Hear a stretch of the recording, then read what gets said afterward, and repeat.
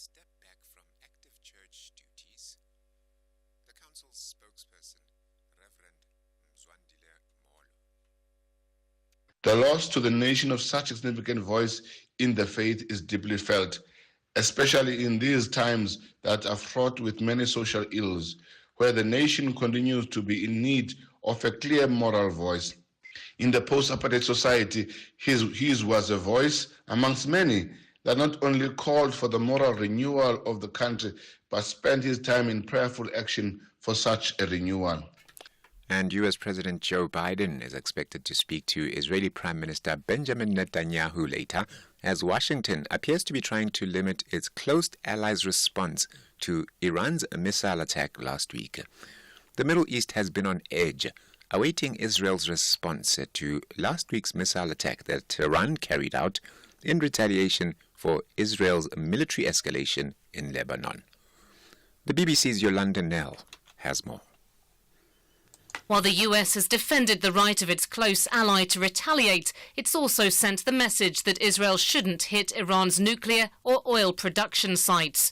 It's understood that President Biden and Mr. Netanyahu haven't spoken directly for several weeks, with suggestions that the two leaders' relationship has become increasingly testy and mistrustful.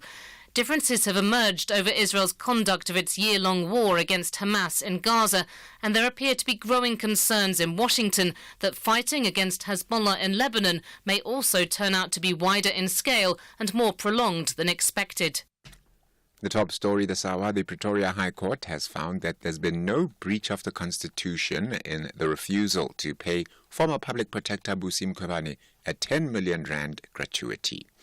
The Full Circle is up next. For SAFM News, Kimudupi Makhalemeli. SAFM 104 to 107 nationwide. The Desert Warriors are looking for their third victory to maintain a 100% winning record. Togo are fighting for their first win of the two draws in their opening two matches. This is the top of the table contest in Group E.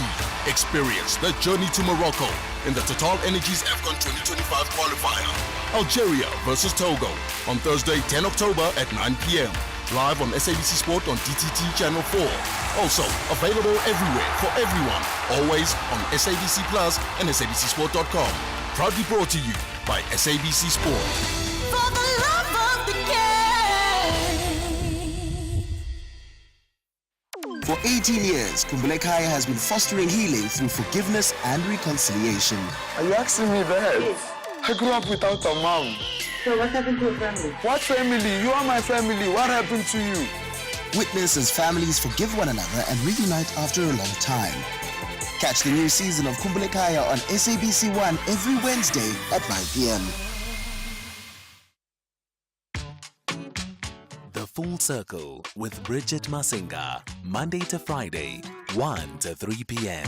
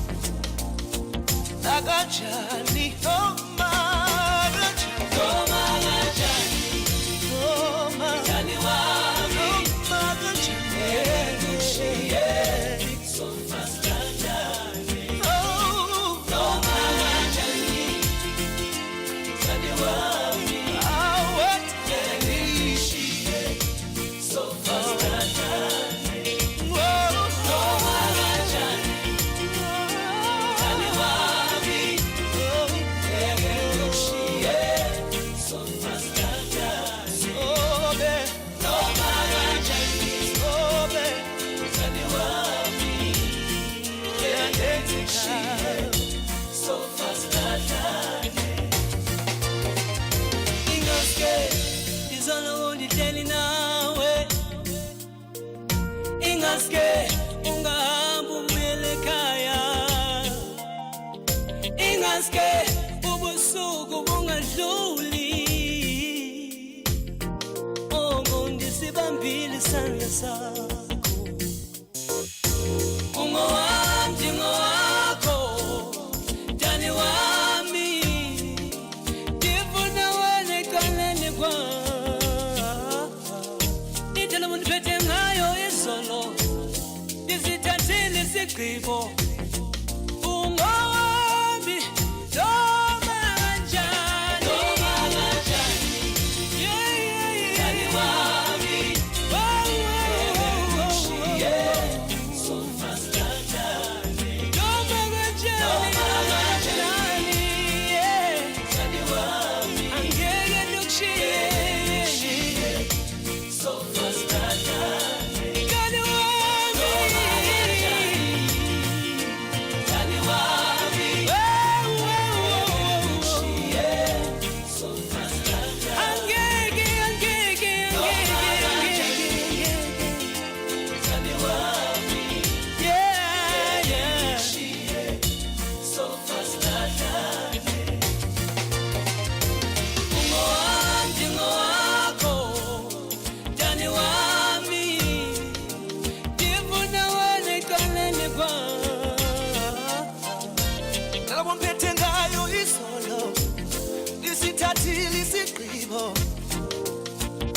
Agajani, oh my God,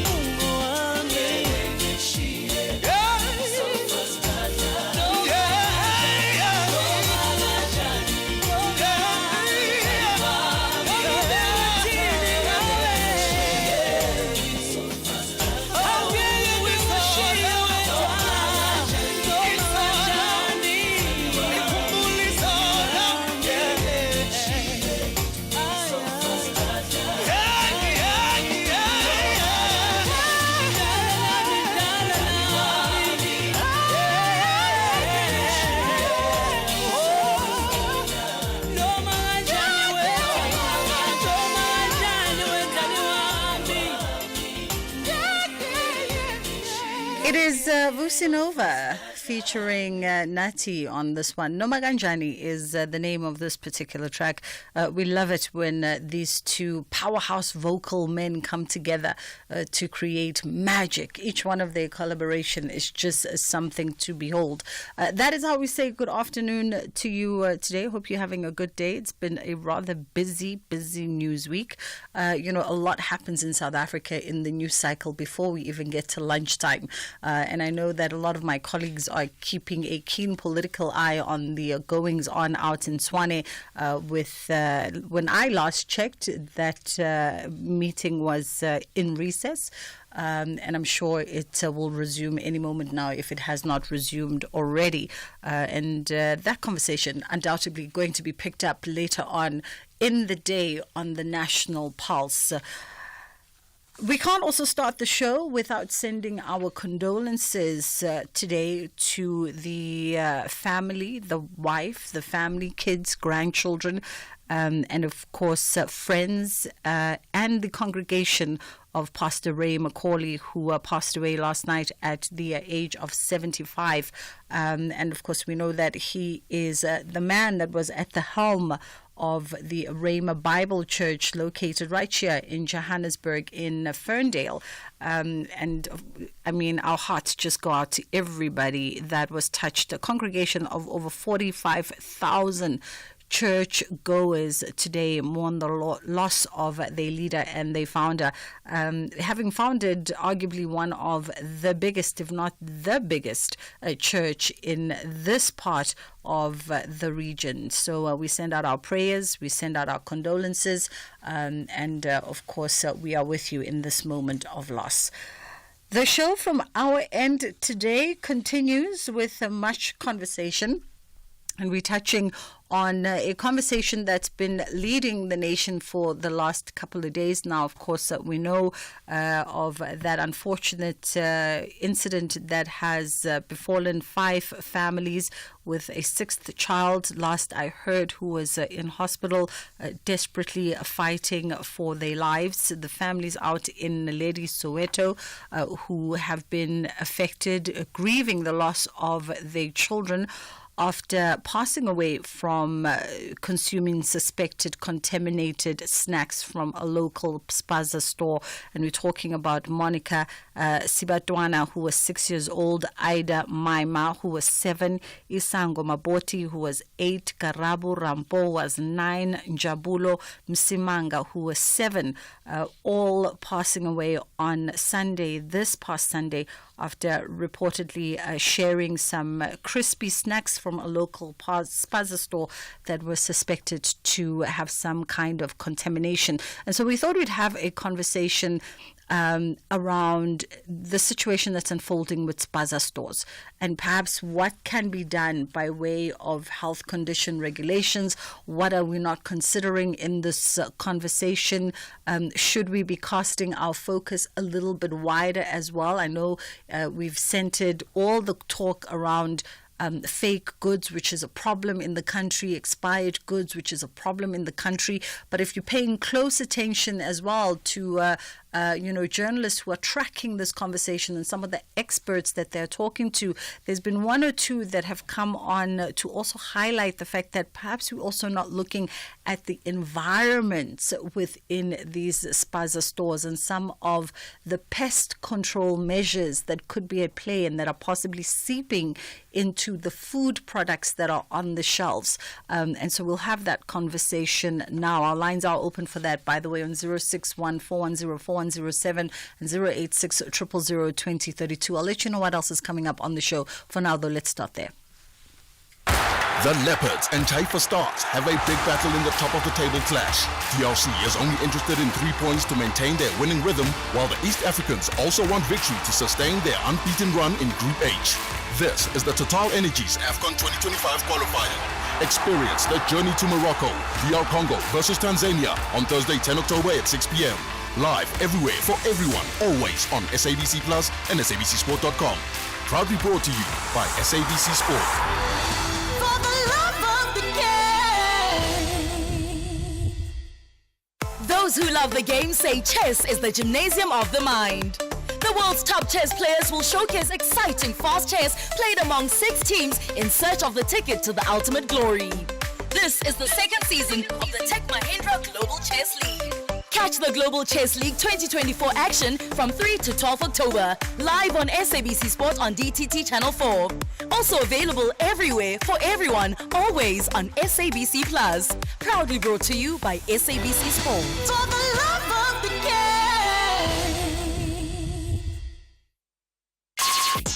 Call us on 086 000 2032. All right, we begin our conversation with Mthokozi Sinkosi, who's the CEO of ASC Consultants, and they specialize in food safety and public health. Of course, we do know of the incident in Naledi.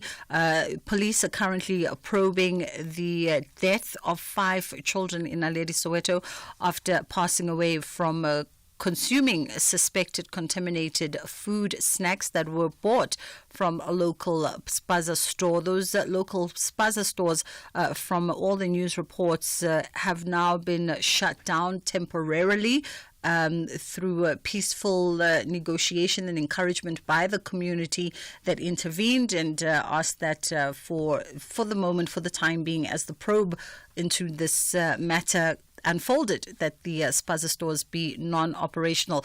This is a problem in the country. Last year we had this conversation. A lot of my colleagues on this station and other stations have been probing this conversation. And it's something that is becoming a frequent headline in South Africa, and it is cause for pause. And it is cause for focus and attention. So Mthokozisi is joining us now. How are you doing this afternoon? I'm doing well, thank you. Firstly, thank you for having me on your show, and good afternoon to you and to the listeners at home. Thank you so much for taking the time. We appreciate it. We really do. I mean, for anybody who grew up in a location, in a hood, whatever you call it, we do know that spazas are part and parcel of our communities. And through the years, they've been, establishments that have been trusted for us to quickly do a bread run, quickly go buy this, go buy that. And yet in recent years now, we're seeing that relationship deteriorate because of these incidences that are going on, that are surrounding spaza stores. But do you think that this is a single focused conversation? Do you think that it's a conversation that's just centered around food safety in as far as expired food and fake food is concerned, or should we be casting our eyes even a little bit wider? Thank you for that. So personally, the way I see it, firstly, it's globalization and also the way that the markets have opened in South Africa because of a lot of products that we previously maybe did not have. They are coming in South Africa, and they're now being sold in our spaza shops. I think maybe that will be the starting point. And secondly, the amount of processed foods that are now available to feed the population. There are many new ways that are being developed to manufacture processed food. But unfortunately, in that process, there is a new concept that we have had now, which is food fraud. We are having a lot of fraudulent food, meaning that ingredients that are being used to ensure that the food that is being sold is produced en masse, but there are some declarations that are not being made to consumers. So it is a combination of globalization, an expanded supply chain food network, and also, unfortunately, the general lawlessness that we see. And I do think perhaps that the dysfunction of our local government adds to that, especially in terms of regulating that space. Yeah. And when you mention, this concept of food fraud, right, which I guess would be an umbrella concept that encompasses things like fake foods and omission of certain ingredients and things that may be put in the food, labeling wise and things of that nature. How do we then monitor this? How do we then ensure food safety around this if capacity as well is something that, the various arms of government, whether Department of Health, whether Department of Labor, keep talking about the lack of capacity to be able to go out and inspect and monitor and regulate these industries? I think perhaps let's look at the two terms. We have got food safety, and then we have got food fraud. When we are talking about food safety, that is the contamination of food that we would expect due to the processes that the food goes through. So it's not intentional. It's because of either the physiology of the product or the processes or how it's being manufactured. For example, milk, if you are packing milk, the expectation is that you'll pasteurize it, because we know that if you don't pasteurize it, there could be microorganisms there that could cause harm to consumers. On the other hand, when we're talking about food fraud, there is intentional contamination of food for economic gain. So I intentionally contaminate the food to increase the value of the food, knowing exactly that the food that I have does not meet the set specifications, but I would do it either way in order to gain financially. So, for example, as you have correctly indicated, mislabeling the food or adding ingredients that are not supposed to be there in the food and you don't declare it to the consumers. Perhaps you're adding dyes to make the food look nicer, and that dye, like Sudan dye red, is burnt because it's carcinogenic, it causes cancer. But you go on and add it onto the product and sell it to the consumer. So the concept of food safety and food fraud, one could say that food fraud could lead to a food safety incident, but they are not entirely the same. Yeah. So when it comes to the most, if we look at the incidents that are happening, it would seem to me it could be a combination of both. Either the person who's manufacturing this product does not fully appreciate the risk of that food, and they manufacture in a sense that they could compromise consumer safety unknowingly, or they would knowingly manufacture the food and sell it to the consumers. And sometimes the practices that they have done, which are a food safety risk, could then become a food fraud risk, that you have added this product, but it will make a consumer sick, but at the same time, you have not declared it to the consumer, and therefore it becomes a food fraud case. Yeah. How do we regulate that, Mthokozisi? It's in terms of the regulation, in terms of food safety, there are regulations in South Africa that are meant to address food safety. Not so much on food fraud yet, but in terms of food safety, there are regulations that are already existing that are supposed to be implemented. For example, the one that is very popular, which would be mostly applicable to the spaza shops and any food handling facility, is to make sure that you comply with a very basic fundamental regulation, which is regulation R638 of 2018, which mandates that the person who's in charge of food premises must understand the risk of the product that they're selling, which means that they must get accredited training on food safety so that they're aware how to handle the product that they're selling and the risks that are associated with it. And that is what they would need to have in order to get what we call a certificate of acceptability, or as some people call it, a food permit. But that's where the problem is. Not so many are actually doing that. If you go to the location, as most of us are coming from the locations, you hardly ever see a certificate of acceptability, because by law it's supposed to be displayed prominently so that everyone can see that this facility that I'm buying my food from is indeed registered with the municipality where it is found. But we hardly ever see that in our spaza shop, but we never even ask that question. Meanwhile, if you go to established retailers, you'll see that there will be that certificate of acceptability that is being displayed. So in terms of regulation, there is a good starting point, but the issue is enforcement and control to ensure that it's being complied with, and also that the certificates that are out there are indeed valid. Absolutely. And I want to come back and touch a little bit on the enforcement part of it, right? Because it speaks to the inspections. And as you talk about the certificate of acceptability, or AKA food permits, you're right. Oftentimes when we go into more formalized eateries, restaurants, places of that nature, you will see it.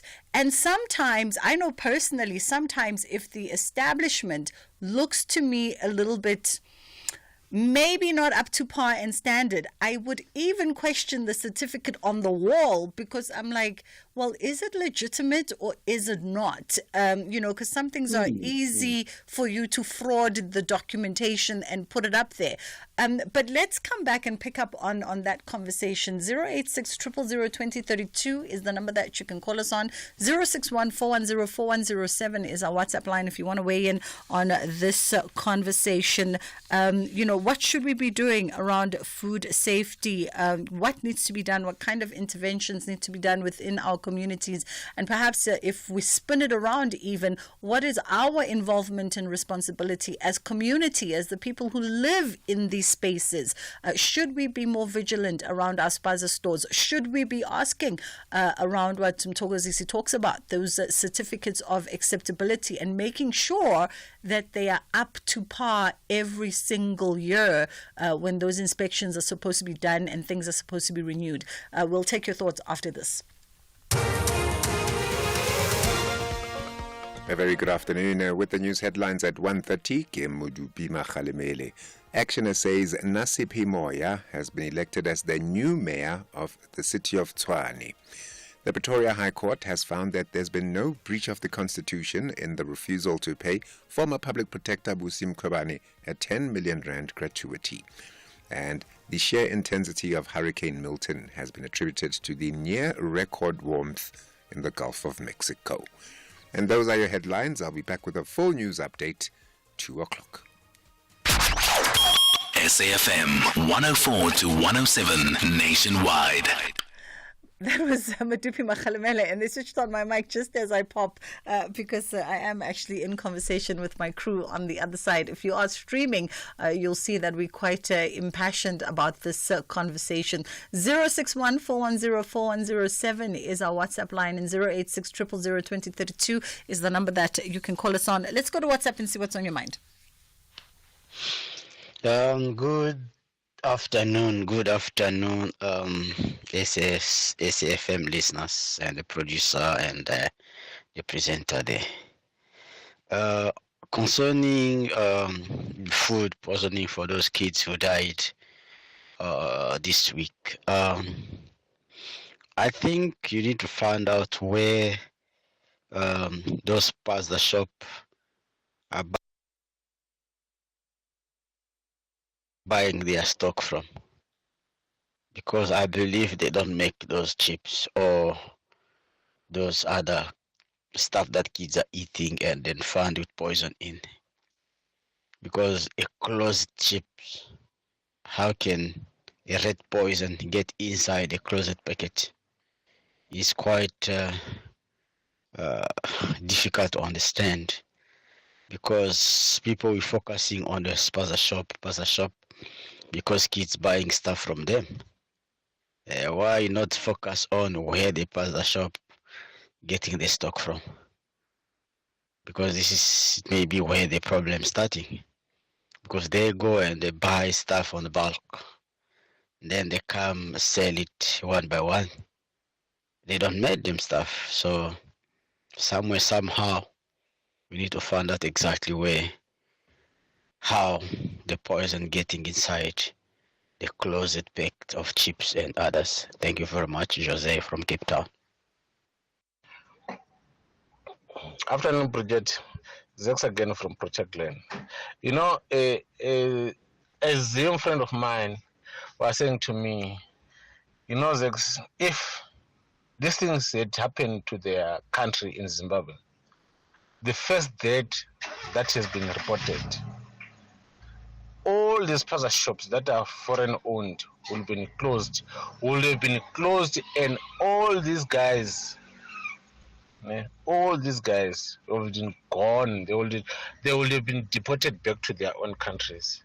Because, I fail to understand why our government will allow such things to happen in the country. And you hear people say, no, people must not go and buy. No, don't tell people must not go and buy. Just close it. They must just close these pasta shops that are owned by Somalians and Pakistanis. They must just close them down.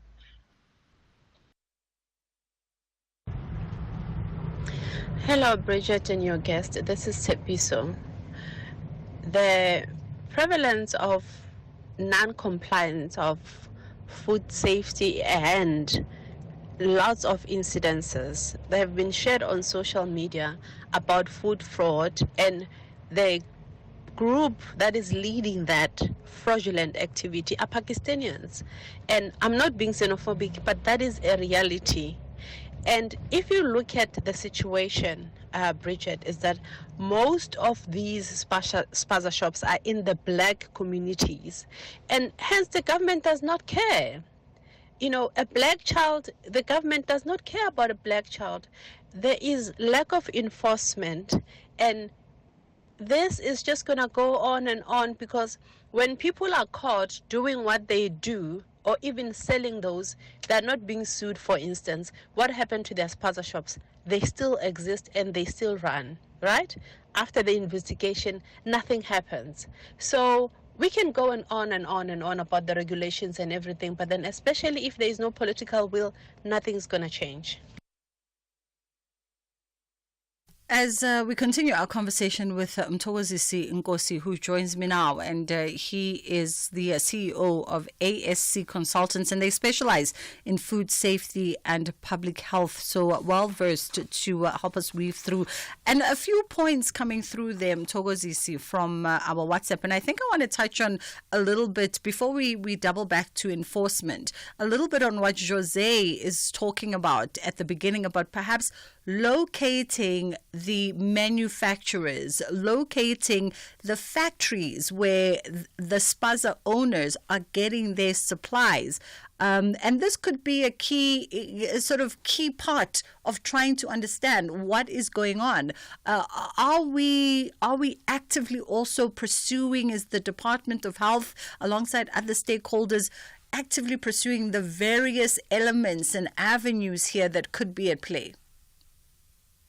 Yes. So the first thing is that once, as a food business owner, you decide to sell a product, you are ultimately in charge of that product. It's your responsibility to ensure that wherever you source it from, the supplier has gone through all the checks and balances. So the person in charge bears the responsibility for the food that they're selling to the consumer. Then, whenever an incident like this happens, the person in charge of that premises, who is the one who is ultimately responsible for that product, must pass that liability to the next person. So that will be the manufacturer, who the manufacturer themselves must have a certificate of acceptability. Remember that the certificate of acceptability is not only for the spaza shop, but it's only for where is it that you are getting the product. As a business owner, I must ensure that I am getting my product from a facility that is compliant. And part and parcel of those things, how will I determine that? Is a traceability system that will be in that product. And we use that to trace back, to determine and do a backward traceability to determine where the product came from. And when we do an investigation to determine the issue, that is a crucial information, and therefore it's important that it's properly labeled so that I can identify where is it that I'm getting the product from, because ultimately the supplier of the product must be on the actual product. It won't be the spaza shop, but it will be maybe Zimbimbi, maybe that is a supplier. Those details must appear on the packaging.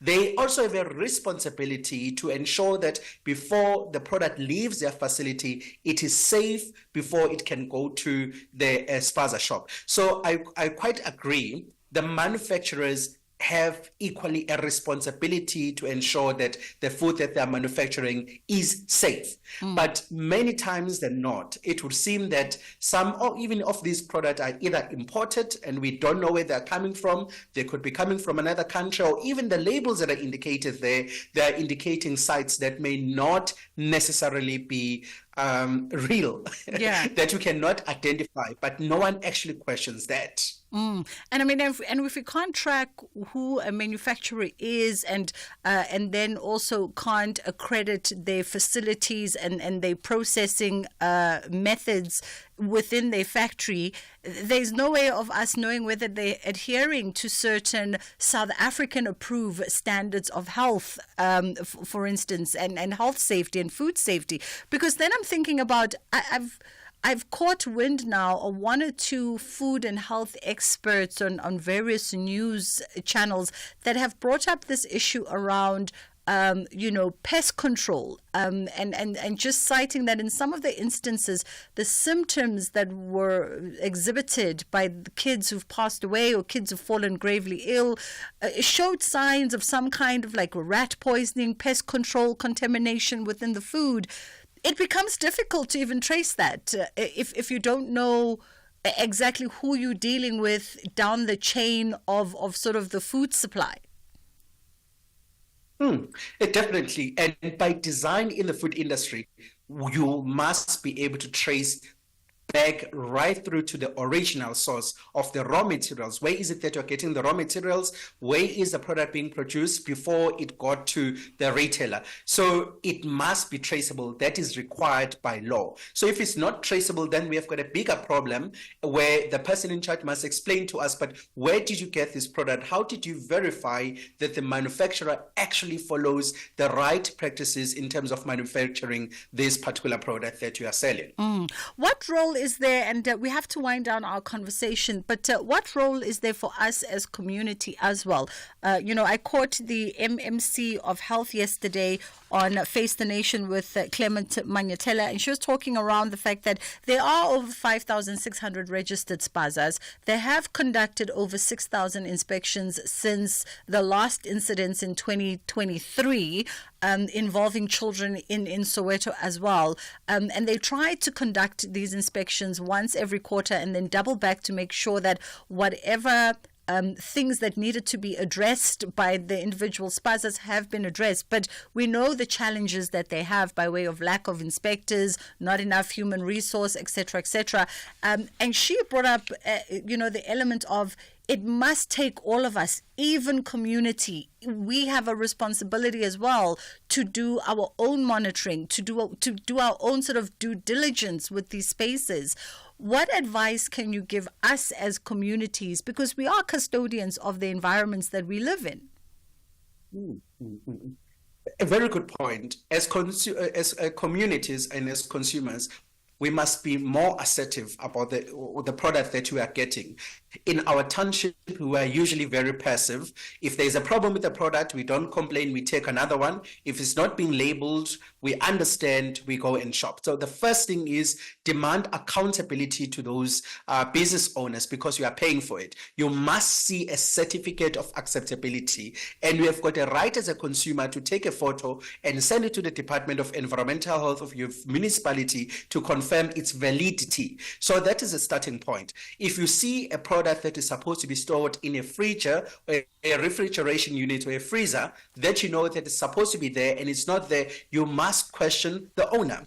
And we must hold our political leadership and also our municipalities accountable because they are the ones who can allocate adequate resources to employ more environmental health practitioners and to ensure that it's facilitated, the inspections are done thoroughly, because those are the ones, especially at local government level. If you see that there's a dysfunction at the local government level, then be rest assured that somehow it will affect the effectiveness of the environmental health practitioners from doing their job. So I think those are the things. And when you go and buy a product, it's not being properly labeled. Question that. Question where it's coming from, and don't be, buy a product where the language you don't understand, because it means that it may not have been manufactured in South Africa, and therefore, if you consume that product, it would mean that we cannot investigate where it could be coming from. Yeah. And the basic food safety practices, the things that you do at home, expect the shop to do them. If you see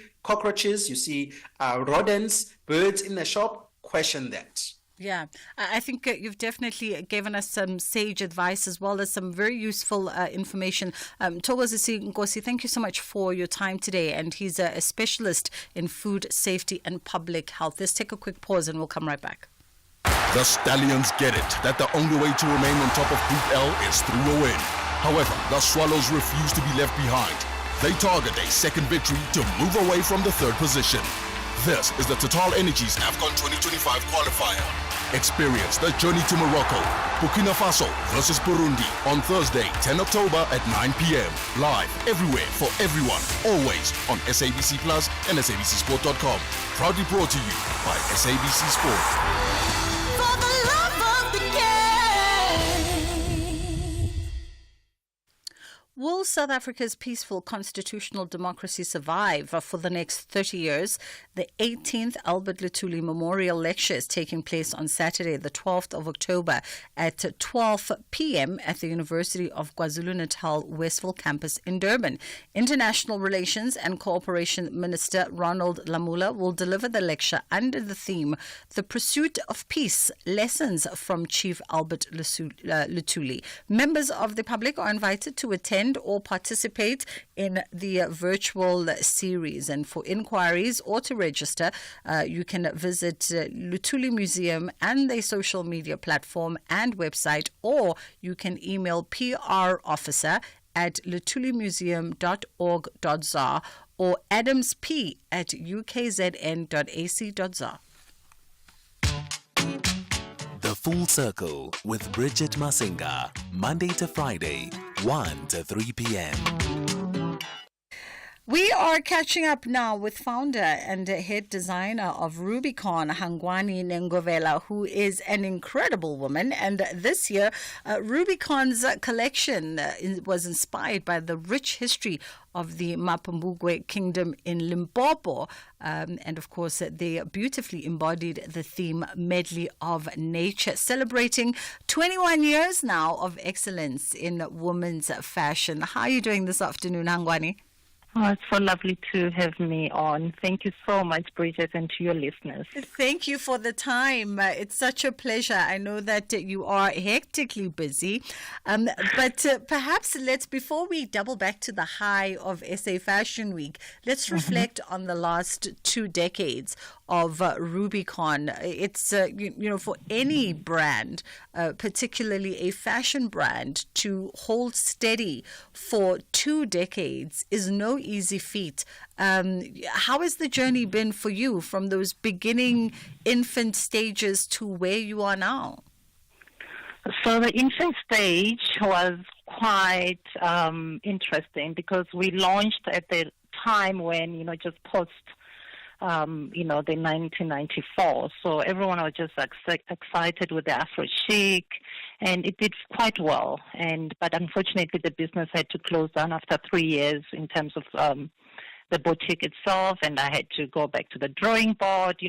Businesses face its ups and downs. So I've gone through, the ups and downs with Rubicon, and took it back to the drawing board and reworked on the business model itself.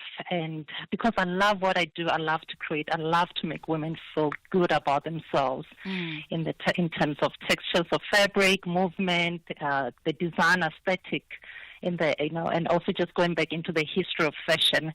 Hence, I've always been, delving into my heritage. Mapungubwe is not just because I just love Mapungubwe. It's invested with both my maternal and paternal side of my family. History and it was declared a World Heritage Site from my grandfather's side. So I'm so invested in it. The stories are very interesting. Yeah, it's the myth of origin of who we are. Absolutely. And especially with the Africans. But in terms of the business itself, I've seen everything. I can write I don't know how many books regarding the fashion industry, the clothing and retail side of things. Let's talk quickly about finding your aesthetic, right? Because your focus has been centered around women's fashion, and it almost seems though, whereas some businesses would struggle, some labels would struggle initially, and we've seen a few locally as well who've also gone on to stand the test of time. But at the beginning, they struggled to find their identity, to find which woman they were. And it took them a few years to sort of get that correct, and then build the momentum and the reliability around that identity.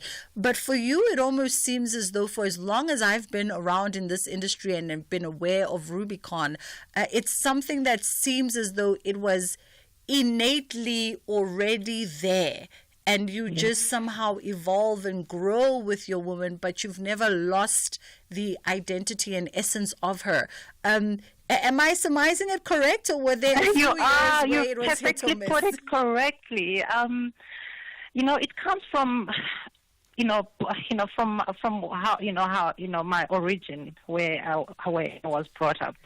My grandmother, my grandmother believed in timeless, classic stuff, whether be it furniture, household, just the whole culture of how I grew up. I've never really followed trends at all, and I believe in that. Timeless fashion is it's quality, and you can wear it and express yourself in a different mode, in a different era each time. And I get women that have bought stuff probably 20 years ago from Rubicon and still wear the garments, and they will be like, can you believe? And then they'll maybe tag us and share, that detail that they can still show up in that same garment 20 years down the line, and it hasn't lost its meaning, its essence. I think that also speaks a lot around quality, right?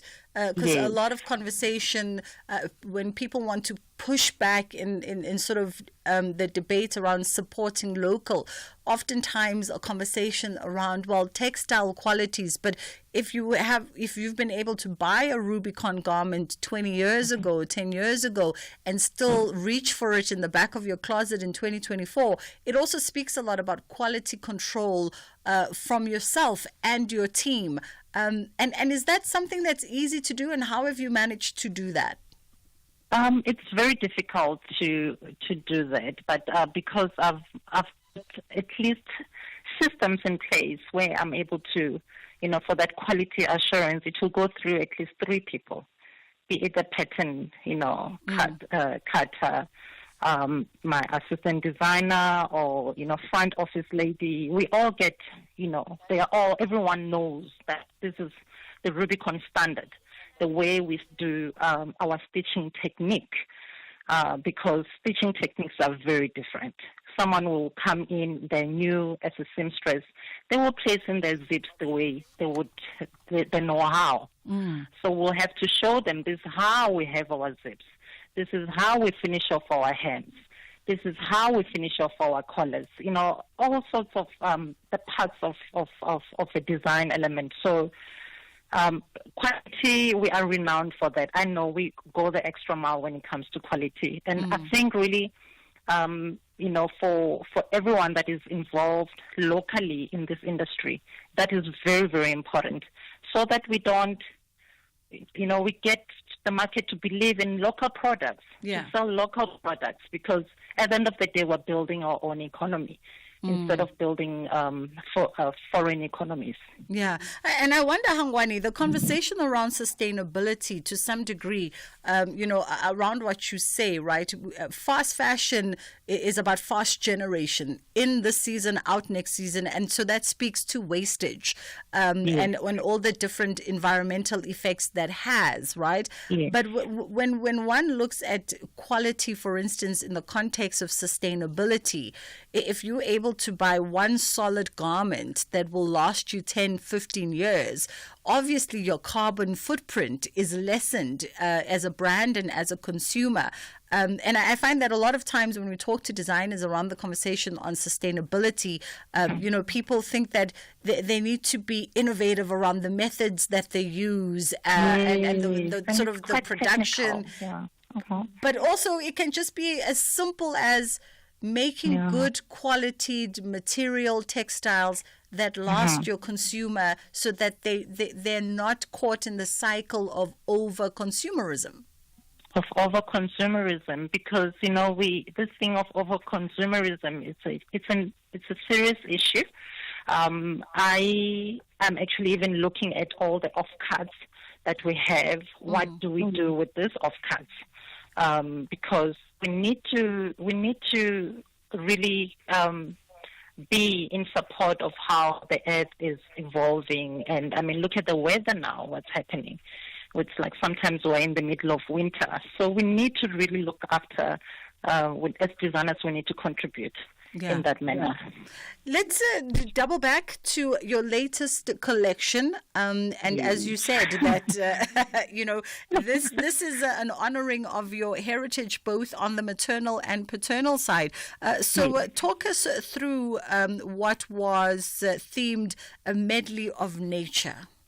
The medley of nature is, the fauna and the flora of Mapungubwe, the vegetation around there. So I will just reimagine, and sometimes you have to bring a flavorable story to your garment, and to the storytelling of the garment. And so the flora and the fauna of Mapungubwe, its natural landscape. I love nature. I spend most of the time in nature, and so I brought that in to bring in vibrancy into the autumn-winter 2025, because we showcase a season ahead, so that we're able to have enough time to manufacture garments for stores in case maybe boutiques are ordering. So we have to showcase a season ahead. Yeah. And so the story itself, it's the medley of nature of Mapungubwe, various plants. I mean, I do research on plants. I go into why that plant is, is it indigenous to South Africa, or maybe it was brought by the Far East people when they came into Mapungubwe. I mean, we've got lychees. Lychees come from China in Venda. So those kind of things. So it's quite interesting. And we really have to question everything about Mother Nature. Absolutely. And you spoke around, obviously, your heritage being very important to you and being very central to what you've done with Rubicon over the years. Let's talk about how that also just ties into the identities of South African women as we wrap it up. Okay, so I was brought up by my mom, who was an educator. She's still alive. She's a pensioner now, but on the side she was creative. She designs even now, so it's really embedded in me from a very young age. I mean, I started making garments at the age of 7, and helping, sometimes just playing around, creating stuff. But I was in. It became a business for her. And every time when I'm on school break, I will be helping her. So I wasn't that child that was always having fun on the streets. Her grandfather as well, he transferred those, that he was in the same business. I mean, he taught himself by going downtown to Joburg, buying stuff, clothes, and tearing them apart, and learning how to create patterns. Wonderful. So it's something that has been passed on from generations to generations at home. My grandmother as well, her mom, who was she became a principal, head principal at the age of 21. But she was so strict. I mean, with the first flagship store for Pretoria, she came in, hence where my quality now comes from. She came into the store and she was like, no, this is not stitched correctly. And she took down everything. The store was left empty. I love it. Yeah. We have to leave it there for today, but I think that's a beautiful note and a lovely homage also, I think, to the woman in your life. That was a founder and head designer of Rubicon, celebrating 21 years with this last showing that happened as part of SA Fashion Week's calendar, honoring, of course, her rich history and ties to Mapungubwe's kingdom in Limpopo with that collection themed Medley of Nature. That was Hangwane Nengovela, founder and head designer of Rubicon. The reality is that 90% of South Africans don't save enough for retirement. This National Seniors Month, why not be part of the 10% who do? Choose an interest rate of up to 11.7% after 60 months with a Nedbank Electronic Optimum Plus account. Anyone 55 and over can open one on the Money app in less than 2 minutes. Go to nedbank.co.za for more info. See money differently. Nedbank. We're a licensed FSP and registered credit provider. T's and C's apply. After registering 4 points in their first 2 matches, the Mambas of Mars target a huge win to keep their top status in Group I. But Stangsem Negati want out of the bottom position. They believe not even the Mozambican heat will stop them from getting their first win. This is the Total Energies AFCON 2025 qualifier. Experience the meeting between neighbors. Mozambique versus Eswatini on Friday 11 October at 3 p.m. Live on SABC Sport on DTT Channel 4. Also available everywhere for everyone. Always on SABC Plus and SABCSport.com. Proudly brought to you by SABC Sport. For the love of the game.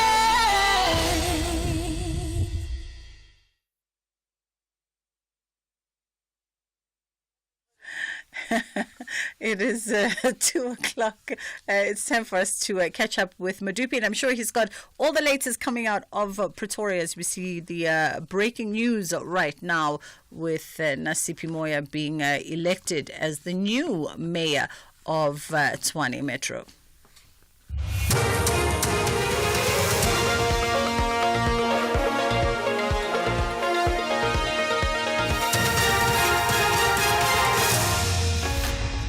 Very much, Sister Bridge. Yes, indeed. The top stories at 2 o'clock. A new mayor is elected in Tshwane and court finds no breach in Mkhwebane's gratuity matter. A very good afternoon. Action says Nasipi Moya has been elected as the new mayor of the city of Tshwane. She won the election with an overwhelming majority, clinching 122 votes. Former Mayor Silius Brink, who was removed in a motion of no confidence 2 weeks ago, obtained 86 votes. Moya becomes the 6th mayor in 8 years since the 2016 local elections. She's the second woman to wear the mayoral chain after Gwen Ramokgopa. Moya spoke after winning the position. 9 months ago, I gave a speech because my party, when I came in as a deputy executive mayor, gave me a mandate and said, go in there and serve communities. My provincial chair told me not to do less of the high heels and more of the safety boots. I took that mandate. I went to communities in Tshwane. There is no ward councillor that has ever turned me back. We served along each other. We have helped each other. We got frustrated because we don't have resources. The Pretoria High Court has found that there's been no breach of the Constitution in the refusal to pay former Public Protector Busi Mkhwebane a 10 million rand gratuity. She had argued that not paying the money is unfair labour practice and a violation of a constitutional right. Mkhwebane was removed from office for incompetence and misconduct in September last year. She contends that she's the only public protector who did not receive a gratuity. Judge Umpemeti Mwoki, however, ruled that Mkhwebane, through her lawyers, did not present a strong case. She did not elaborate as to which provision of the Constitution has either been breached, misapplied, or misinterpreted. A court cannot give declaratory relief in terms of Section 172 sub 1 sub A on non-specific assertions that there are breaches of the Constitution. I conclude that the applicant failed to lay a basis for the court to exercise its Section 172 sub 1 sub A power. Sexual harassment in the judiciary has been thrust into the spotlight at the interviews of the Judicial Service Commission. Commissioners have asked Judge Nkosinathi Chili about the legal instruments at the disposal of legal practitioners when dealing with sexual harassment allegations. Chili has identified sexual harassment as a barrier in the workplace, but has left commissioners dissatisfied with his response. He's being interviewed for the position of the Deputy Judge President of the KZN High Court. This is the interaction between the ANC's Fasia Hassan, Chili, and the chairperson of the JSC, Chief Justice Mandisa Maya. What are you going to do to deal with it? I'm going to call the person who is alleged to have sexually harassed you. I'm going to conduct a mini investigation. If I see fit, then I'm going to suggest that that person is suspended pending the finalization of the investigation. In terms of which legal instrument would you... exercise those powers? Do you know? If you don't, you can just say so. I don't. Yeah. The local government association SALGA says municipalities should come up with new ways to curb the impact of urbanization in major cities. It made the comments at the SALGA National Urban Forum in Sandton today. The forum is being attended by various stakeholders in government, civil society, and the private sector. It is set to address the challenges and opportunities of rapid urbanization in South Africa. SALGA's Xolani Sotashe says rural development can be one of the solutions in curbing the impact of urbanization. And also, we should not only focus on the urban centers. We need to make sure that we encourage the rural development so that at least you minimize these internal migrations. Because if you don't develop where people are, definitely they will move around the country thinking that there are greener pastures elsewhere, only to find out when they get there, there is no such a thing.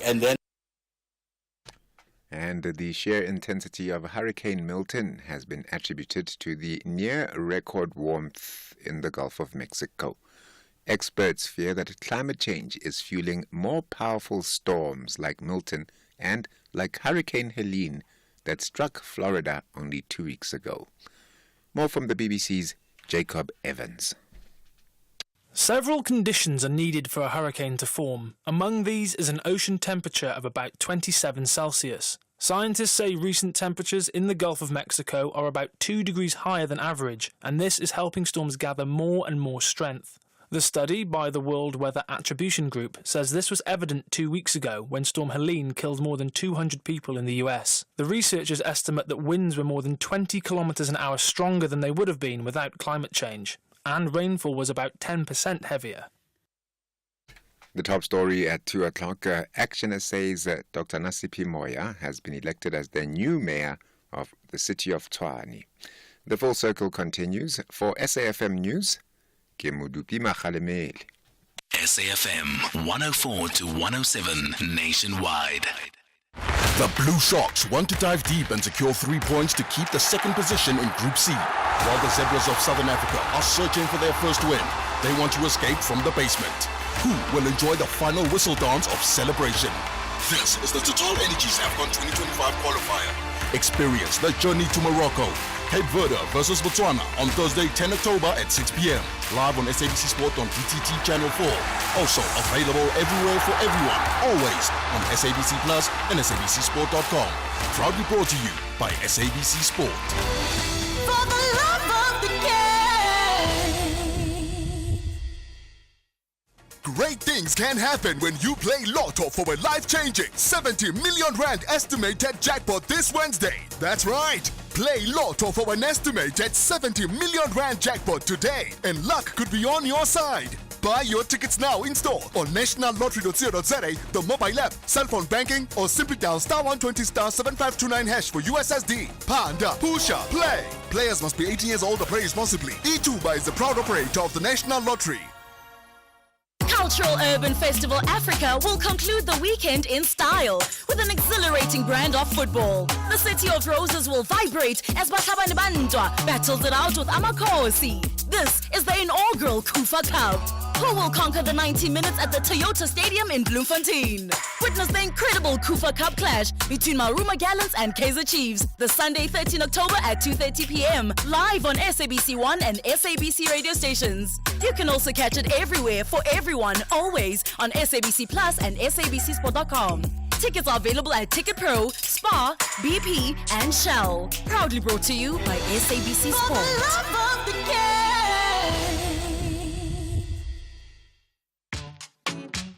The Full Circle with Bridget Masinga, Monday to Friday, 1 to 3 p.m.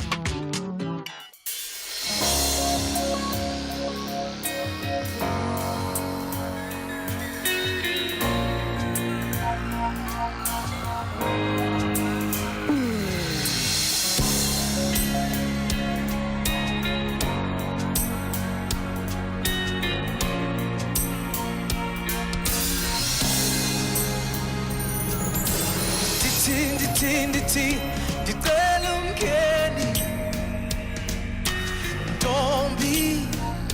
amantombi abantu zininzi izinto ndiyaqonda zininzi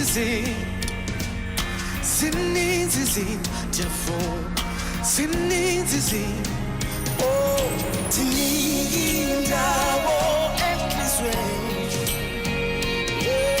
ndinike indawo noyitina bamoshile abantu ndiyaqonda badlalile abantu ndiyaqonda ndinike indawo noyitina sekuthi akuthethwa ngabantu besithi hayi kunzima wena uzuthi hayi ndithandwa uzuthi ndithandiwe oh ndinike indawo enhlizweni ndinike indawo noyitina bamoshile abantu ndiyaqonda badlalile abantu ndiyaqonda ndinike indawo noyitina ndinike indawo enhlizweni ndinike indawo noyitina bamoshile abantu ndiyaqonda badlalile abantu ndiyaqonda ndinike indawo noyitina oh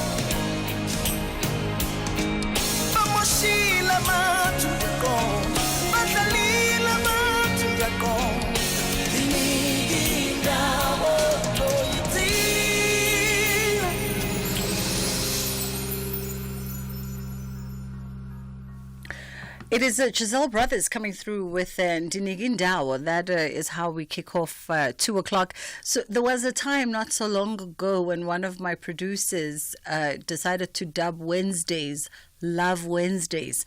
And you'll notice on the show, we tend to steer towards some kind of romantically inclined musical palate cleanser at 2 o'clock on a Wednesday.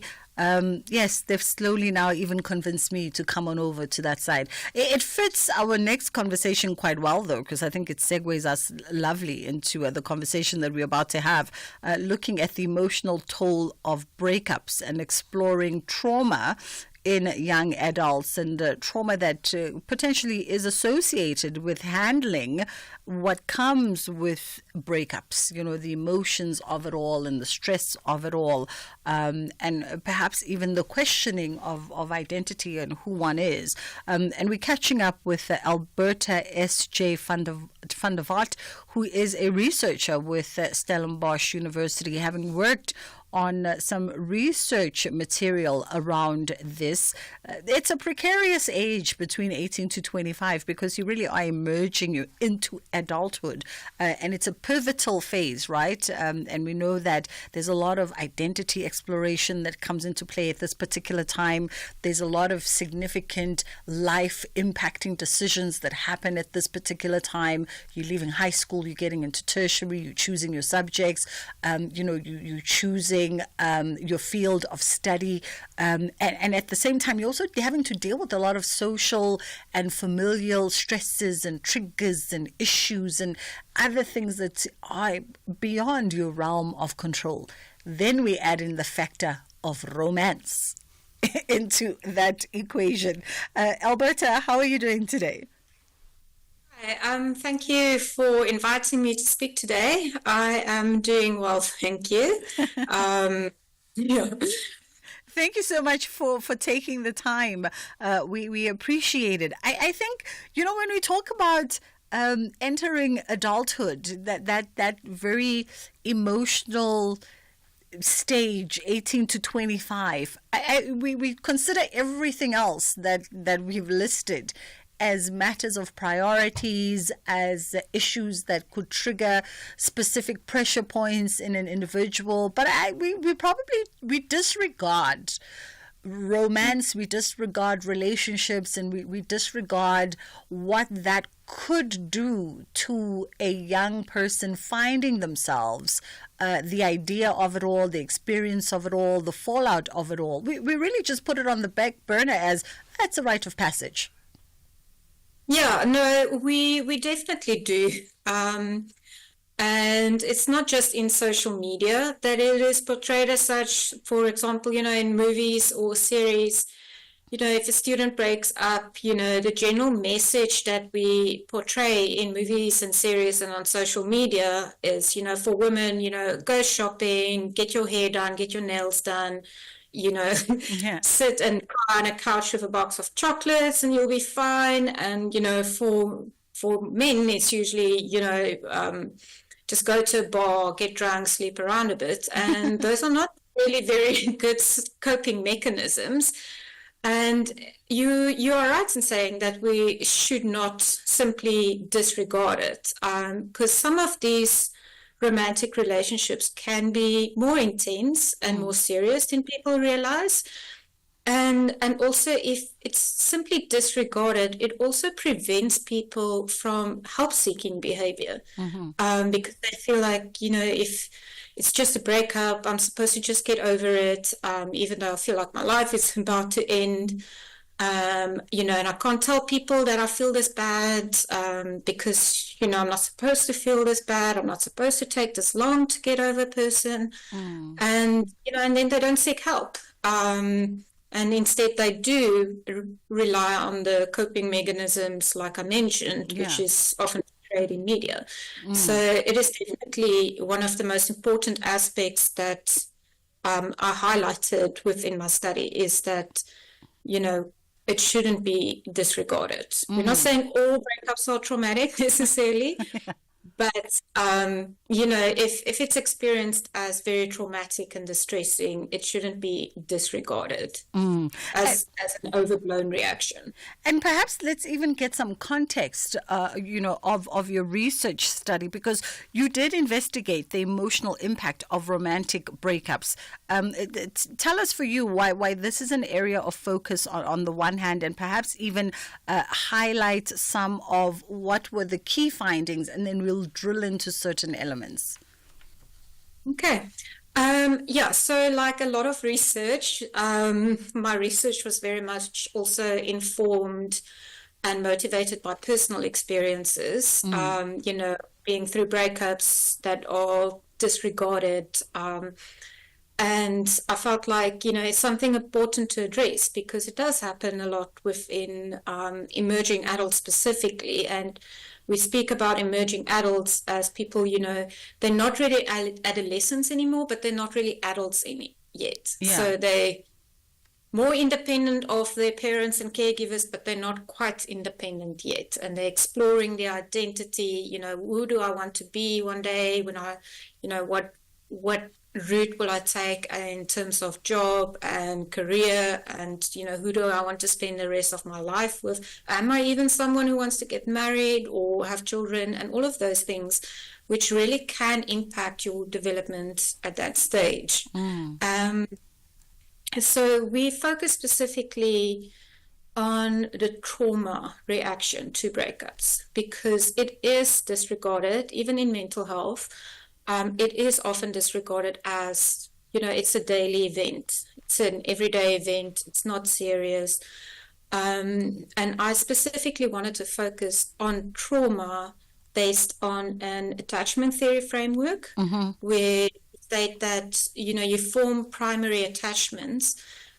As infants, you form them to your primary caregivers, which is usually your parents, for survival purposes. And eventually, when you start to enter into romantic relationships, especially serious ones, your partner becomes your survival, your primary caregiver or your primary attachment figure. And when you can no longer rely on them, you kind of feel threatened and uncomfortable, or so that's why we focus specifically on trauma, and we did so by comparing people who've experienced a breakup and people who've experienced what does qualify as a trauma according to mental or psychiatric literature, and we also compared it with a control group where we had people who had other stressful events. That's not a breakup and not what we call a DSM-5 classified traumatic event. Yeah, I want to pause there for a second, and then we'll come back on the other side of this and explore that link a little bit closer. It's just gone 20 past 2 o'clock on The Full Circle with myself, Bridget Masinga, on SAFM. The Stallions get it that the only way to remain on top of Group L is through a win. However, the Swallows refuse to be left behind. They target a second victory to move away from the third position. This is the Total Energies AFCON 2025 qualifier. Experience the journey to Morocco, Burkina Faso versus Burundi on Thursday, 10 October at 9 p.m. Live everywhere for everyone, always on SABC Plus and SABCSport.com. Proudly brought to you by SABC Sport.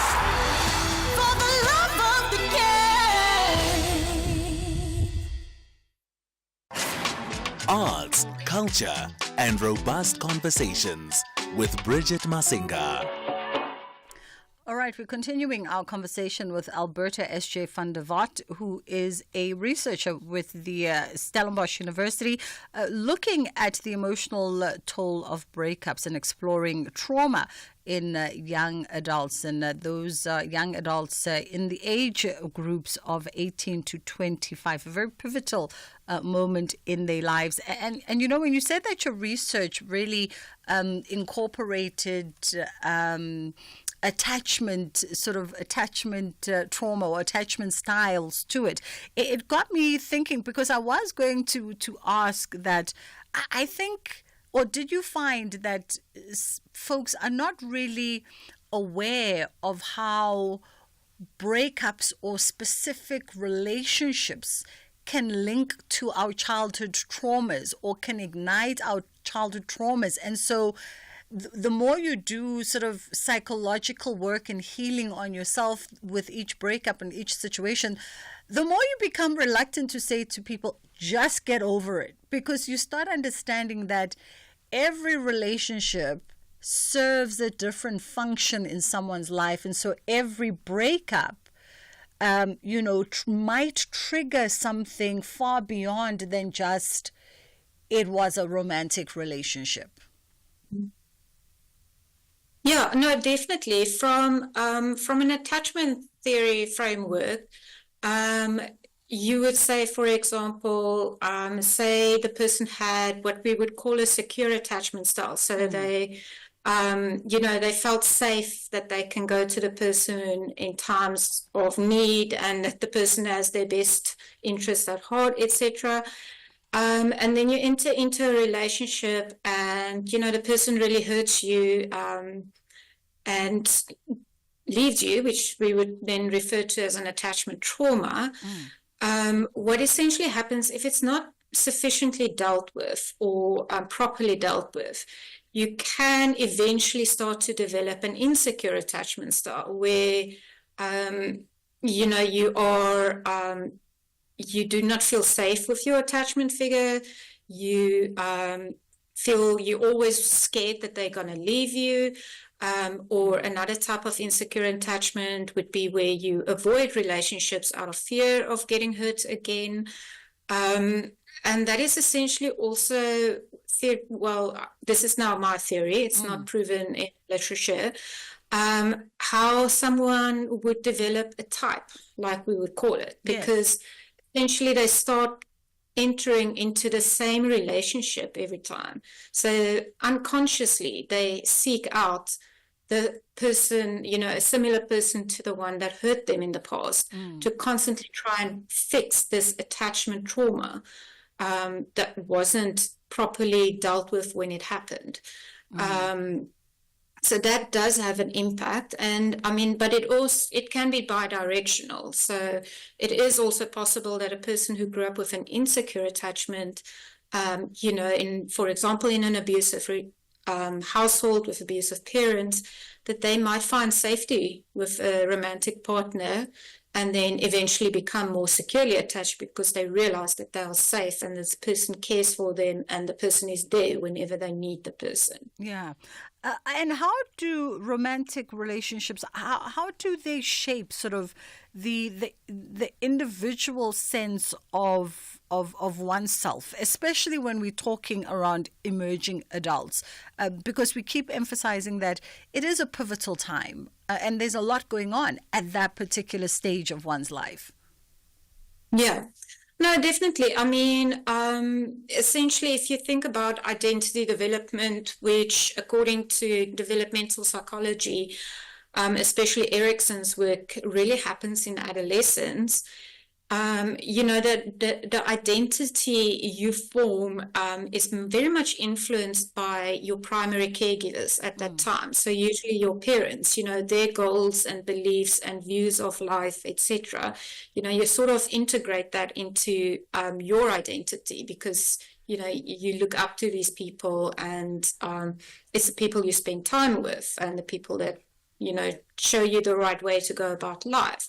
But then when you get to emerging adulthood specifically, and we specifically also focused on university students because you tend to then become more independent of your parents. And, you have to make all of these life decisions that can influence the rest of your life. And then your romantic partner sort of becomes your not always on purpose, but you start to focus, or inform your own identity where you want to be in life based on their goals, roles, and beliefs of the romantic partner. And that is how it then becomes an important influence at that age, in terms of further developing your identity and who you are. So if I can say in popular media, you would refer to, as a couple's identity, where the couple sort of becomes an identity. And Erikson, who theorized a lot about identity development, also he stated that, for example, true intimacy is really a fusing of identities. Yeah. And that's how and why a romantic partner can be such a big influence in identity development at that stage. Let's also touch a little bit, we just got a few moments left. Let's touch a little bit on the mental health support, around this conversation, especially if we're moving from the premise that not every breakup is a just get over it type of dust yourself off, you'll be fine type of breakup. Yeah, I think essentially what has to be done is there must be a bit of a change in terms of how mental health care providers also approach breakups at student counseling centers, and also maybe even the message that we give to students, just in general, in terms of approaching romantic relationships and so forth. So we specifically, because we focused on trauma, we encourage mental health care practitioners and student counseling services that, screening for post-traumatic stress symptoms might be a good thing, to screen for post-traumatic stress symptoms. especially because we found a lot of intrusion symptoms and arousal and reactivity symptoms within our sample. So essentially that would be intrusive memories, dreams, irritable behavior, angry outbursts, hypervigilance with respect to cues that remind you of the ex-partner.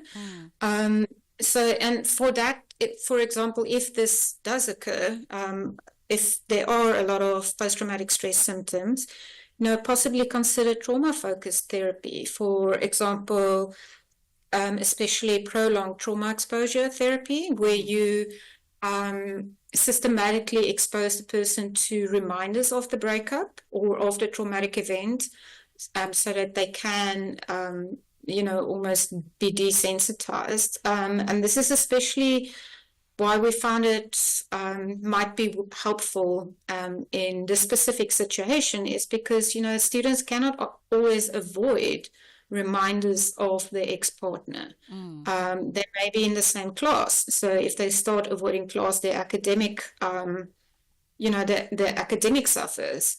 Or social events on campus, going to the same bars and clubs that they used to go to.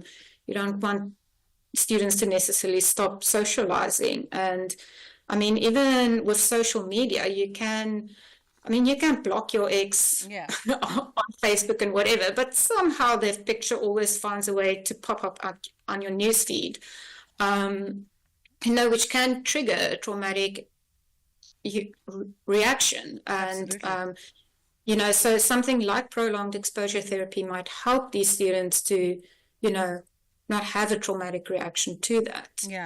Alberta, we appreciate the time, and I think we could have explored this conversation a little bit longer, but unfortunately we fast run out of minutes from our end. It's gone 2:30.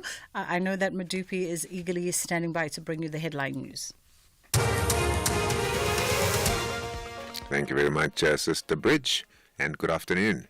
In your headlines this hour, the Action says Dr. Nasipi Moya has been elected as the new mayor of the city of Tshwane. Eskom has warned that its financial sustainability hangs in the balance as the power utility anticipates a 1 billion rand loss in the current financial year. And Hurricane Milton has seen close to 6 million people in the U.S. state of Florida ordered to evacuate along the Gulf Coast, with debilitating storm surges, high winds, and flash flooding expected to bring widespread devastation. And those are your headlines. A full news update, 3 o'clock. The Full Circle with Bridget Masinga. So here's a question for you to think on as we get into Kids Corner. And in fact, it was initiated by a couple of students at the Holy Rosary School for Girls, right? It had great success. So I want you to think on it and see what it might look like in your life and whether or not it might even be practical in your life. 061-410-4107 is our WhatsApp line. Would you be able to go phone free for 40 days? I just heard from beyond the walls of the studio. Would you be able to go phone free for 40 days? That was the initial challenge, by the way, to the students and the staff at Holy Rosary School for Girls, to go phone free, surrender your smartphone for 40 days. Think on it while we get into Kids Corner, and then we'll come back on the other side and have this conversation. Put a spring in your step with the Espresso Morning Show. That's right. Join us for fresh ideas, blooming trends, and vibrant tunes that are sure to brighten your day. Discover the best ways to enjoy the season's beauty, from garden tips to spring fashion. Come on now. Plus, get inspired with lively interviews and my favorite, the latest in entertainment. Basically, start your mornings right with us. That's weekdays from 6 to 9 a.m. only on S3. The world's best football league makes its return to S3. Will Arsenal finally win their first title since 2004? Or will Man City continue their dominance of the league and win their 7th title under Pep Guardiola? Will the Dutchmen in Erik ten Hag and Arne Slot have something to say as Man United and Liverpool step in to contest for the title? But it's not only about winning the title. For some of the 20 teams, it's a chance to improve on their performances from last season. While for others, it's the battle to avoid relegation and stay in the top flight. Every team has a point to prove. This is not just football. This is a masterpiece being played out every weekend. Channel your best sport with the English Premier League. Saturdays at 3 p.m. on S3. Open up. S3. The Full Circle with Bridget Masinga. This program is brought to you by SABC Education. Enriching minds, enriching lives.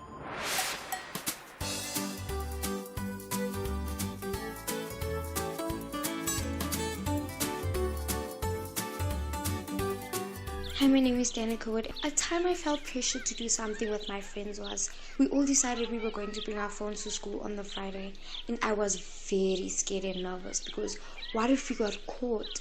What if they took my phone away? What would I say to my mother? I was really scared. I've seen a few people do things just because their friends were doing it too, and I didn't know how to feel about that whole situation. I remember once when I wanted to try sports for the school, but my friends didn't want to join sports with me, and I didn't want to do it alone, so I just didn't join the sports. Advice I would give to someone who's feeling pressured is, if you ever feel pressured into doing something you don't want to do, learn to say no. Know your values and try to surround yourself with more positive influences who don't make you feel that way. Thank you. Hello there. My name is Duruetsang Ndlovu, and I go to Macaulay House School. I have never felt pressured to do anything by my friends before because they are really lovely people. I have also never witnessed anyone being pressured before by any peers or doing something because their friends did it. Something I've always wanted to try with my friends is match, but it doesn't seem to be to their liking. But now I realize that we'd rather not. My advice to a friend who feels pressured is that they should always know that you don't have to always do what others are doing because nobody is perfect. So just learn from your mistakes and move on. My name is Rana Mzobe.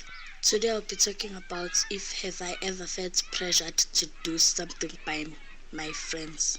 The time I felt pressured is when my friend cut their hair into short hair, and I also wanted to cut my hair and look like her. It made me feel sad because I also wanted to look like my friends. Yes, one of my friends cut her hair into short hair, and my other friend copied her into short hair, but because people might be different. It might suit your friend, but you doesn't suit you. I ever wanted to try block braids, but my friends didn't want to do it. The way I handled that is I did block braids alone. I would advise my friend by telling her that each and everyone is different, so you should have your own thing and I should have my own thing. Do whatever you want or do whatever you want. They can stay true to themselves by if people advise them that they look beautiful the way they are, they look precious, they look beautiful, everything they want to do will suit them. They must not be ashamed of how they are, so they must accept the way they are. Thank you, everyone. Have a nice day. Hi, my name is Asanda Chabalala and I'm 12 years old from Ekoli. I have never been pressured by my friends to do something. Yes, I have seen someone else do something because of their friends are doing it. I think it is wrong to do something bad because your friend is doing it. I have wanted my friends to do a dance for our creative arts project, but they did not want to do it. So I just let them choose a dance. I would say don't do things that others are doing. You must make your own decisions. My name is Ashley Kavamba. The time I felt pressure to do something by one of my friends at that time was to bunk school and some of my classes. At that moment, I felt really uncomfortable. There was a time where I have seen someone else do something because their friends were doing it. And looking at that situation, I thought to myself that maybe this person really did not want to be called names by their friends or even lose them. Something I wanted to do that my friends didn't want to do was to just dedicate time and go out to do fun activities as a friend group. I honestly handled it well because I do understand that they prefer staying indoors. Honestly, if a friend of mine was feeling pressure to do some things they were uncomfortable to do, I would simply say they should leave that friend group and continue to be themselves, because once you are yourself and happy to be you, the right friends will come to you. Peer pressure is a feeling that one must do the same things as other people of same age in order to be liked. I was once influenced in class, though I was not aware that I was under influenced until my parents and my teachers spoke to me about it. Hello, my name is Baharama. I'm not easily influenced by my friends where I find myself doing things that my parents will approve, because I first think if my parents will approve this, and if I know my parents won't like this, I deny. My name is Bridget Masinga. The best way to define peer pressure is a feeling that one must do at the same things as other people in the same age in order to be liked or respected by them. No, I am not easily influenced by my friends. I do what I do, and at the end, I'm proud of it. There is nothing that I find myself doing because of my friends. But wait, I'm not done yet. Some examples of what some people do when they get influenced by their friends is maybe drinking because of your friends, putting on makeup because of your friends, or even pranking people because that's what your friends do. Always have respect and respect other people's positions. Thank you for listening, and bye for now.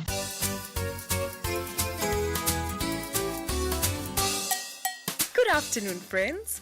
Today, let's talk about being true to yourself. It can be tough sometimes, especially when your friends or classmates are doing things you're not comfortable with. But always remember, being authentic is one of the best things you can do. You might feel some pressure from friends to behave a certain way or participate in activities that don't sit well with you. They might suggest specific outfits, games you're not into, or events that make you uneasy. It's perfectly fine to say no to those things. You should always feel at ease being yourself, even if it means taking a different path than others. If you notice a friend feeling pressured, you can support them too. Let them know it's okay to make their own decisions, even if they differ from the crowd. You might say, it's totally fine if you don't want to do that, or you don't need to change who you are to fit in. Sometimes friends just need a little nudge from you to stand up for their beliefs. Another great way to help is by being a role model. When you embrace your true self, others will see that it's perfectly fine to do the same. Remind your friends that genuine friends will appreciate them for who they are, not for their actions or appearance. Always keep in mind, be proud of your identity. Don't let anyone make you feel less than or pressure you to change to belong. And if you see a friend struggling, be the one who lifts them up and remind them that being themselves is the best choice they can make.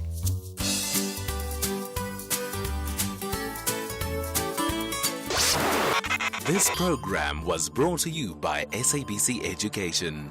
Enriching minds, enriching lives. It is the Full Circle with myself, Bridget Masinga, on SAFM. We are live streaming the show. If you're wondering why we're when we are live streaming the show, because we have off mic conversations with my camera operators, and I think half the things I share with them take them by surprise. But life is meant to be soft. Life is meant to be lived soft. We're talking about holidaying and my preference for accommodation. One of my favorite places in the world, Sun City. I love Sun City. It's such a happy place for me because it holds so many happy memories for me. From Miss SA and the time I spent there, and the Miss SAs I've judged and presented over the years. So it's really just a wonderful place for me, and I've got a preference. And so my camera operator is laughing. We've got Gina Waldman now joining us, and Gina is in charge of this art installation. It is a giant flower installation to promote mental health. So this October, we are embracing creativity and self-reflection with Give Yourself Your Flowers. And it's a captivating giant flower installation by Farmer Dynamics at Cape Town Station. How are you doing, Gina? You good? Very good. And yeah, we're very excited about this installation. Wonderful. Yeah, as you said, it's at the Cape Town station at Adelaide Street. Yeah.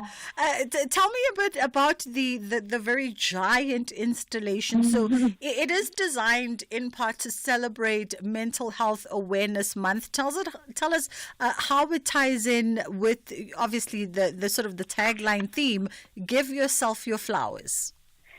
So the idea behind this really was that flowers have got a very uplifting feeling. The science shows that you actually get dopamine from getting flowers. And so we really liked the idea of linking flowers and emotions. And of course, Pharmadynamics has got different brands that are represented by different flowers. So that's, it became a very simple thing that we made these huge flowers that you can go and get selfies, you can take selfies with. But the idea really is that you engage with the installation and you pick a flower that you like, and there are specific messages in those flowers that connect with your mental health. I see. So, yeah. And by way of those messages, I also know that the oversized flowers, so to speak, also speak to specific emotions or specific. Walk us through that. What do you have by way of these themes? So we've taken words like compassion, empathy, inspiration, joy.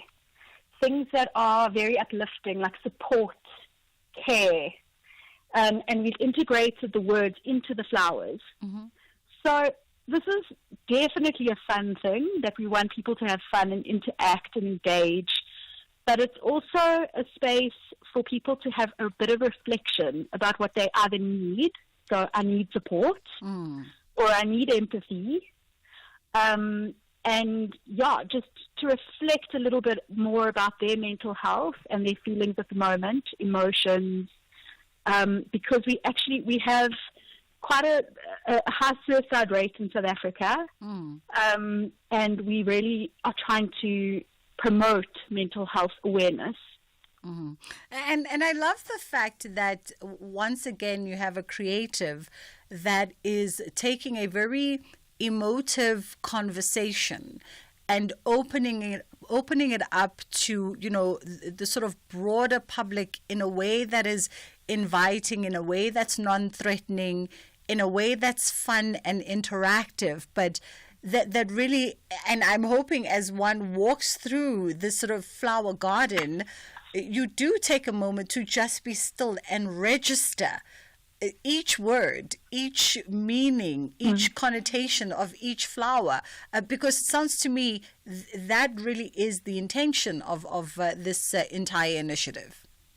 Oh, absolutely. The idea is to promote, your feelings of the day, and to take a little bit of time to, decompress and prioritize your mental health. So that's why it's not like, give yourself, flowers. It's your flowers. So we really are trying to be interactive and to ignite conversation and to just spread joy and to tell people to prioritize their mental health. Yeah. Are they specific flowers? And you say that obviously a lot of Pharmadynamics, packaging, branding incorporates flowers. Are they specific flowers that form part of this exhibition? And perhaps also do the specific flowers themselves speak to specific healing properties? Absolutely. We really thought very hard about what flower would work with what emotion. So we've worked on a poppy being compassion, an iris being empathy, lily water being inspiration, an orchid being a sense of joy.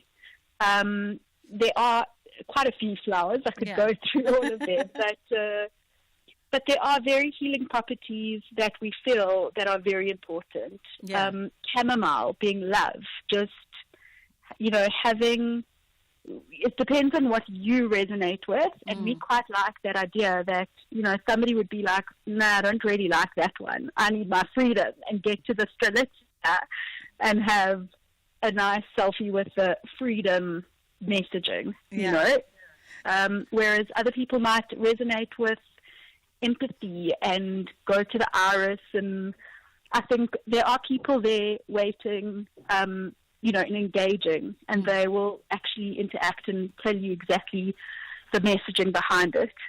Gina, as I say goodbye to you, if you do not confirm to me that there's some kind of rose amongst all those flowers, I'm going to have a personal problem.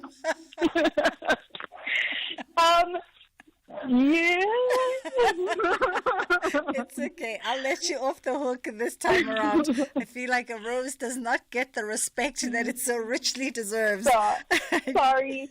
We are on until Friday, so just get yourself there. It's really a lovely space to be. Wonderful. That was Gina Waldman, who is, of course, in charge of this art installation. It is located at the Cape Town station. So if you happen to be in Cape Town, go through and give yourself your flowers. It sounds like a fun and also just beautifully aesthetic evening or afternoon out to be captured for your Instagram. And next year, I'll ensure that she puts a rose there as well. Let's take a quick pause and then we come back and we wrap up the show.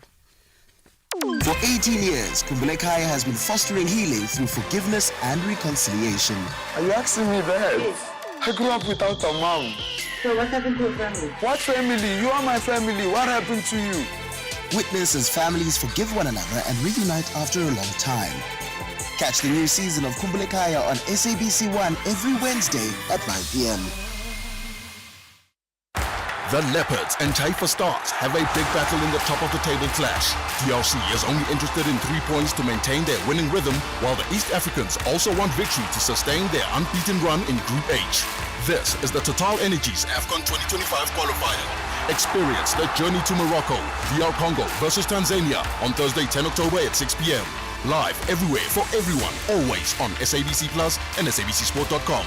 Proudly brought to you by SABC Sport.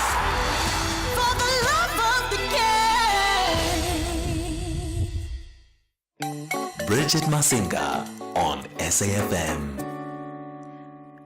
I mean, would you do it? Would you go phone free for 40 days? I don't know. So in an innovative effort to combat digital addiction and promote healthier lifestyles, Holy Rosary School for Girls launched its ambitious 80-day initiative, Phone Like It's 1999. And this is building on the success of the previous Phone Free 40 Days Challenge. And this initiative invites students and staff to surrender their smartphones for a feature phone, but with limiting communication to just calls and text. So we've got joining us on the line Principal Natalie Meerholz as well as grade 6 learner Tatum McIntosh. Hi, you Principal Natalie, you good? Hi, Bridget. It's so lovely that we can connect today. I mean, does today count as one of the phone-free days? We ran the campaign earlier this year. Okay. So it's just lovely to be online with you. But yeah, the 80 days finished on the 5th of August this year already. Oh, lovely. Tell us the inspiration around, initiating this phone-free campaign. So I think our intention was to try and create some social experiments this year where our children were coming off the phones for an extended period of detox, not just a 24-hour period. So a lot of the work happened last year already, where we started doing our own research because we were worried about the social dynamics that we were seeing online. We were worried about the social media usage. And just watching the research last year that was starting to emerge that the early ownership of the smartphone can lead to mental health problems later in the girls' lives, girls and boys, but more so with the girls. So we knew we needed to do something. So the 40 days happened at the beginning of the year, kicked off on the 14th of February, and that finished at the end of March. And then we went into the second campaign, I think on the call of our parents, where parents were still feeling that they needed to get hold of their children, especially if they were away from home for extended periods. And so we came up with a campaign, 80 Days, Phone Like It's 1999, where the children were gifted feature phones, and then they handed in their smartphones to the school, and we had them under lock and key. Wow. And let me ask you, I mean, what did they say, Principal, when you held assembly and told everybody that, okay, we're going to try this experiment? What was the general reaction? I think for the 40-day, for the first initial campaign, there was a lot of disruption. The teachers came to me and said the children are not happy. And I said, just the disruption is good because it means that they're talking about it. Just hold the space and listen to them. But both campaigns have been totally voluntary. On our 80-day campaign, I think we had more oohs and ahs coming from our high school girls. But at the end of the day, they joined the campaign. You know, we had 8 of our matrics joining the campaign. Everybody said that a high school child will never do it, but we managed to convince some of them to volunteer. Yeah, wonderful stuff. Let me jump in Tatum here. Tatum was a grade 6 learner, Tatum McIntosh. How are you doing, Tatum? Hello. Are you good? Good, thanks, and you? I'm fantastic. So let me, between you and I, right, pretend as if Principal Natalie is not there. When she told you guys the idea to go phone free, what did you initially think? Were you excited about it, or did you go, oh, come on? Oh, when I come on, I thought it was a pretty mad idea. You thought it was a pretty mad idea? Yeah. So then what convinced you to participate, after that initial sort of shock? What then convinced you to say, actually, let me try this? I just thought that, it was something new. I just thought that I could try it for a change, and it was actually really cool. Was it? You didn't miss the sort of the ability of interacting on social media and catching up with your friends after a long day of school, or what parts of being disconnected were difficult or maybe challenging, if there was any? Probably just speaking to friends. That was one challenging part, but otherwise I didn't miss out on anything. It was all fun. It was all fine. So does it make you rethink, the amount of time you spend on social media, the amount of time you spend on your devices? Yeah, it made me think that it was pretty bad for you, and that it was damaging your brain and everything. Wonderful. And now that the campaign is over, are you now just volunteering to spend less time? When you get home, do you now put your phone away? Do you put your iPad away and just maybe focus on being outside and playing and reading and that kind of stuff? Yeah, I've found that I don't really spend a lot of time on it since the campaigns. Wonderful. I love it. Job well done to you, Tatum. You are definitely a bigger woman than me, because I would never do it. I wouldn't even last today. Thank you. Principal Natalie, maybe if I jump back to you in this last moment. Well, listen, it sounds as though, from what Tatum has said, that those who participated definitely reaped the benefits of what you were trying to instill in them. I think, myself joining them in the 80-day campaign, I did it with them as well. My smartphone was also under lock and key. I could definitely feel the change in my own cognitive load. And I think my communication boundaries were put back in place. And the girls were saying the same thing. They said they felt better, they were sleeping better, they picked up more activities, offline activities. So from a mental health perspective, I think we really have made some headway. I think we've got a long way to go, but I think we are certainly getting a lot of groundswell within our community to just slow down this ownership of smartphones at an early age. Yeah. Do you think, just by way of final question, do you think that, this could open up a conversation around perhaps how do you sustain less engagement with devices within your school campus and beyond? I think the easy part is banning phones at school. I think the hard part is the systemic change within families in the homes. Yeah. And that's a whole nother conversation. This has to come from families. It has to come from the homes. It shouldn't be coming from school. I think school creates the environment for the systemic change, but it has to come from home. Absolutely. It was such a pleasure to catch up with both of you guys. I'll let you know if I manage to maybe just stay clear of my phone for maybe 48 hours. Please let me know, Bridget. I'd love to know. I think the first 48 hours are the hardest. I can say that because you actually reach for your phone. Right? You don't realize how addicted you are. It really, really is. But I'll definitely try it, and I'll let you know how that works out. Oh, I'd love you too. Thanks, Bridget, for having us. It's a pleasure. That was Principal Natalie Meerholz and, of course, a grade 6 learner, Tatum McIntosh from the Holy Rosary School for Girls. A wonderful initiative right there, going phone-free for 80 days. Phone like it's 1999. I wonder if they had a ticky box, like a call box in the office for the girls and their parents to be able to call and check in. Because that's the excuse that mom and dads use these days, right? I need to be able to call my child. And you're like, hey, our parents knew how to get a hold of us back in the 90s. Somewhere, somehow, the message always got to you. It always got to you.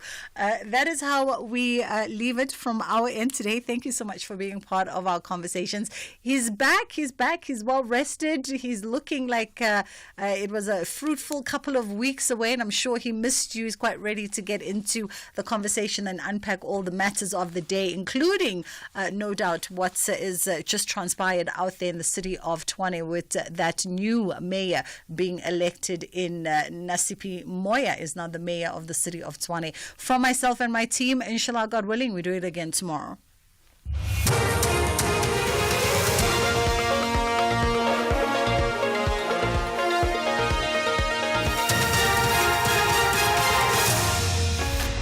Top stories at 3 o'clock. Eskom concerned over its finances and a new mayor elected in Tshwane.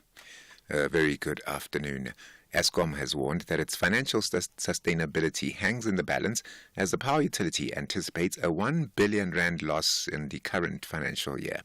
It says the revised 250 billion rand debt relief from government will be ineffective if the tariff issue and municipal debt amounting to 85 billion rand is not addressed.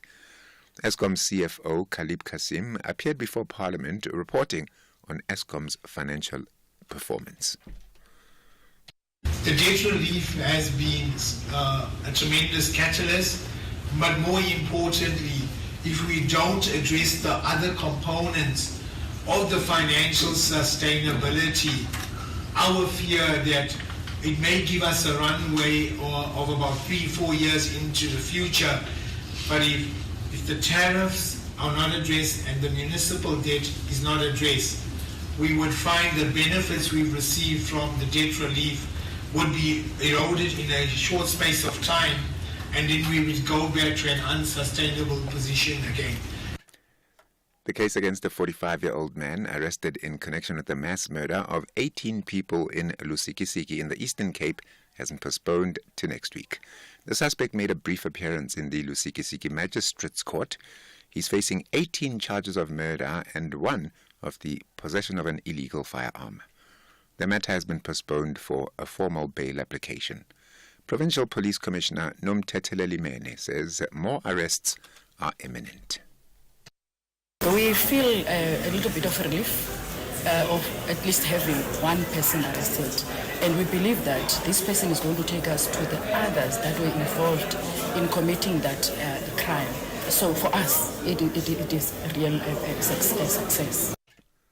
Action SA's Nasipi Moya has been elected as the new mayor of the city of Tshwane.